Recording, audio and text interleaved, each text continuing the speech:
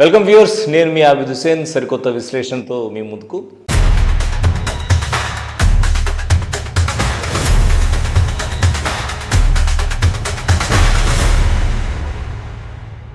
ఈరోజు మనం రూరల్ నియోజకవర్గం అక్కడ జరుగుతుండేటువంటి అభివృద్ధి గురించి మాట్లాడుకుందాం.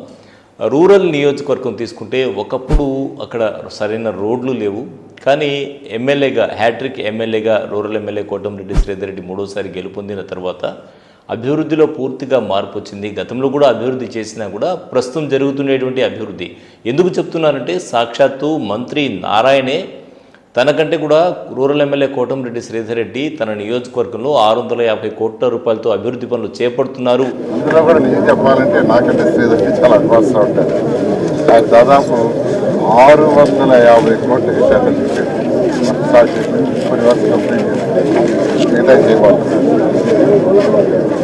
వాటిని కూడా నేను ప్రత్యేకంగా అభినందిస్తాను. ఎందుకంటే సాధారణంగా ఒక మంత్రి తనతో పాటు ఉండేటువంటి వ్యక్తిని పొగడ్డం, అంటే ఒక ఎమ్మెల్యేని పొగడ్డం అనేది సాధారణంగా జరగదు. అటువంటిది మంత్రి నారాయణ మరి తనతో పాటు వచ్చినటువంటి ఆ కార్యక్రమానికి వచ్చినటువంటి ఎమ్మెల్యే కోటంరెడ్డి శ్రీధర్ రెడ్డిని పొగడ్డం అనేది గొప్ప విషయం.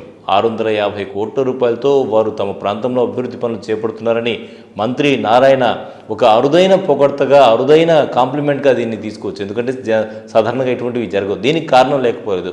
రూరల్ నియోజకవర్గంలో ఈరోజు వెళ్తే ఎక్కడ చూసినా కూడా రోడ్లు చాలా అద్భుతంగా ఉంటాయి. దీనికి ఒక ఉదాహరణ కూడా చెప్తాను. మా ఏరియాలో, అంటే నేను గతంలో ఉన్న రూరల్ ఏరియాలో తీసుకుంటే, రూరల్ ఏరియాలో అక్కడ సరైన రోడ్స్ లేకపోవడం వల్ల వర్షాకాలం ఇబ్బందులు ఉన్నాయని నేను అక్కడి నుంచి షిఫ్ట్ అవ్వడం జరిగింది. కానీ ఇప్పుడు వెళ్ళి చూస్తే ఏంటంటే, ఇంటి దగ్గర అద్భుతంగా రోడ్లు ఉన్నాయి, డ్రైనేజీ ఫెసిలిటీ కూడా ఉంది.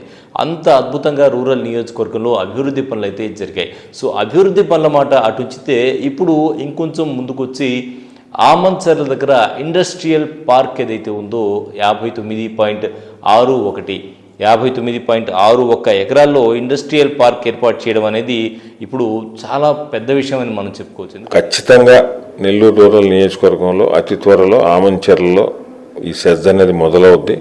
అది 30 ఎకరాలు, తర్వాత 30 ఎకరాలు, అట్లా స్లోగా ఒక్కోటి పెంచుకుంటూ పోతూ ఆమంచర్లో ఒక పెద్ద ఇండస్ట్రియల్ పార్క్ని ఏర్పాటు చేయడం లక్ష్యంగా మేమైతే పెట్టుకోవాలి. అన్ని రకాలుగా వనరుల సద్వినియోగం కూడా చేసుకోవాలి ఒక ఎమ్మెల్యే అంటే. అక్కడ ఉండేటువంటి అందరికీ సంక్షేమ పథకాలు అందుతున్నాయా లేదా అని చూడడంతో పాటు వనరులు సద్వినియోగం చేసుకుంటూ వెళ్ళాలి. ఇక్కడ ప్రధానంగా రూరల్ నియోజకవర్గంలో బయట నుంచి వలసలు కానీ జనాలు వచ్చుంటారు కాబట్టి ఎక్కువగా ఈ నిరుద్యోగ సమస్య అనేది మిగతా ప్రాంతాలతో కంపేర్ చేస్తే అక్కడే ఉంటారు. రోజు కూలీలు కావచ్చు, బయటకు వెళ్ళి చేసుకునేటువంటి వాళ్ళు కావచ్చు, తక్కువ రెంట్స్ ఉంటాయి కాబట్టి ఎక్కువగా ఆ ఏరియాని టార్గెట్గా చేసుకుని ఆ ఏరియాలోనే నివాసం ఉండేటువంటి పరిస్థితి ఉంది. సో ఈ ప్రాంతంలో ఇప్పటికే 13,26,00,00,000 రూపాయలతో అభివృద్ధి పనులు అయితే జరుగుతూ ఉన్నాయి. మొత్తంగా కూడా ఈ ఇండస్ట్రియల్ పార్క్ అనేది పూర్తిగా అభివృద్ధి అయితే మాత్రం స్థానికంగా ఉండేటువంటి నిరుద్యోగ యువతకి ఉపాధి అవకాశాలు మెండుగా లభించేటువంటి అవకాశం ఉంది.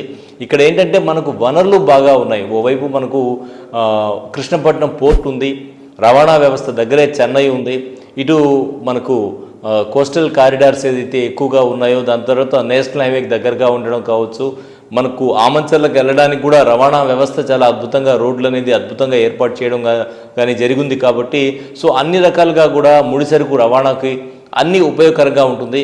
ఇక పరిశ్రమల విషయానికి వస్తే కూడా మనకు ఆక్వాకల్చర్ బాగా మన ఏరియాలో ఎక్కువగా ఉంటుంది.